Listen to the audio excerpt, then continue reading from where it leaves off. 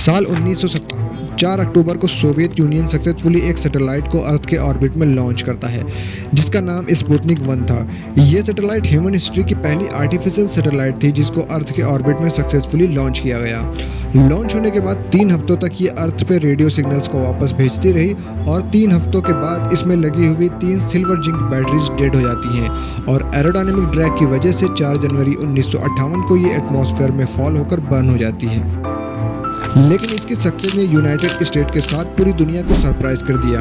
इसकी सक्सेस को देखकर अमेरिका और सोवियत यूनियन के बीच में एक स्पेस रेस स्टार्ट हो जाती है क्योंकि अमेरिका को लगता था कि टेक्नोलॉजी के फील्ड में उनसे आगे कोई भी देश नहीं है। स्पुतनिक 1 के लॉन्च ने पॉलिटिकल, मिलिट्री, टेक्नोलॉजिकल और साइंटिफिक डेवलपमेंट के नए युग की शुरुआत की।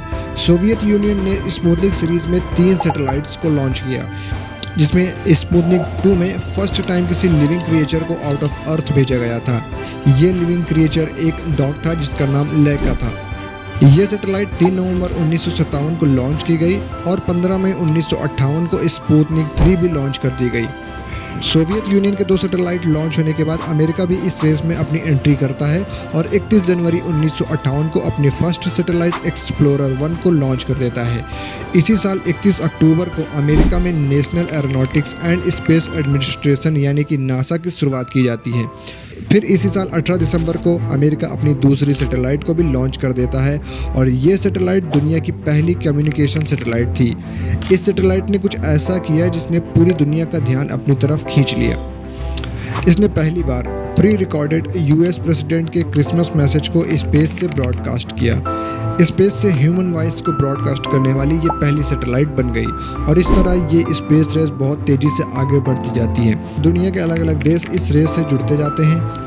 हमारा देश भारत भी इस स्पेस रेस में 19 अप्रैल 1975 में अपनी पहली सैटेलाइट आर्यभट्ट के साथ एंट्री करता है। ये satellite Indian space and research organisation ISRO के द्वारा बनाई जाती है और सोवियत यूनियन के द्वारा इसको अर्थ के ऑर्बिट में लॉन्च किया जाता है। सभी कंट्री डिफरेंट पर्पस के लिए अर्थ के ऑर्बिट में अपनी सैटेलाइट्स भेजने लगती हैं जिस वजह से अर्थ के ऑर्बिट में मौजूद सैटेलाइट्स की संख्या तेजी से बढ़ती जाती है। ईयर 1999 में आई रिपोर्ट के अकॉर्डिंग अर्थ के ऑर्बिट में एक्टिव सैटेलाइट की संख्या 726 तक पहुंच चुकी थी। साल 2000 के बाद ये नंबर और तेजी से आगे बढ़ने लगता है क्योंकि सभी कंट्रीज को टेक्नोलॉजी की फील्ड में तेजी से आगे बढ़ना था। 2024 में सैटेलाइट ट्रैकिंग वेबसाइट के डेटा के अकॉर्डिंग अर्थ में एक्टिव ऑर्बिटिंग सैटेलाइट की संख्या 9494 तक पहुँच चुकी है। ये डेटा आपको बता रहा है कि किस पर्पज़ के लिए कितनी सैटेलाइट्स ऑर्बिट कर रही हैं और ये डेटा आपको दिखाता है कि किस कंट्री की कितनी सैटेलाइट्स ऑर्बिट कर रही हैं। उम्मीद करते हैं इस वीडियो से आपको कुछ नया जानने को मिला होगा। वीडियो पसंद आई है तो लाइक करके चैनल को सब्सक्राइब कर लेना ऐसी ही इन्फॉर्मेटिव और इंटरेस्टिंग वीडियोस देखने के लिए।